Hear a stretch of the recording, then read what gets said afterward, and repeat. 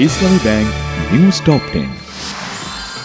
বিএনপির ভারপ্রাপ্ত চেয়ারম্যান তারেক রহমান বলেছেন, পানি বণ্টন নিয়ে প্রতিবেশী দেশ অপ্রতিবেশী সুলভ আচরণ করছে।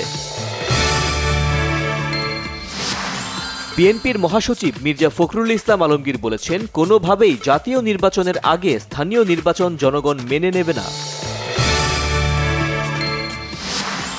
গণহত্যায় জড়িত না থাকলে আওয়ামী লীগের যে কেউ ক্ষমা চেয়ে নির্বাচনে অংশ নিতে পারবেন, জানিয়েছেন স্থানীয় সরকার উপদেষ্টা আসিফ মাহমুদ।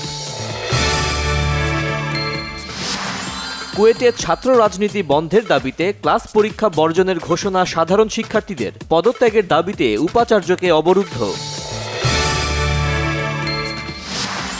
কুয়েটের ঘটনায় তৃতীয় পক্ষ জড়িত অভিযোগ ঢাকা বিশ্ববিদ্যালয়ের ছাত্রদল নেতাদের, ছাত্রদলকেই দুষছেন বৈষম্য বিরোধী ছাত্র আন্দোলনের নেতারা। আইন উপদেষ্টা ডক্টর আসিফ নজরুল বলেছেন, ফ্যাসিস্ট সরকার জনগণকে অত্যাচার ও নিপীড়ন করতে প্রশাসনকে ব্যবহার করেছে।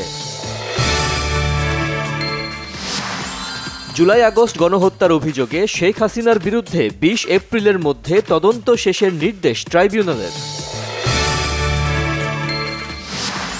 বাবার মতোই একনায়কতন্ত্র কায়েম করতে চেয়েছিলেন শেখ হাসিনা, অভিযোগ উপদেষ্টা মাহফুজ আলমের।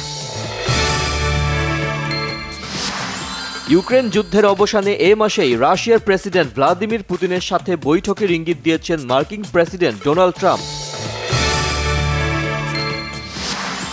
আজ পর্দা উঠছে আইসিসি চ্যাম্পিয়ন্স ট্রফির। করাচিতে নিউজিল্যান্ডের প্রতিপক্ষ স্বাগতিক পাকিস্তান।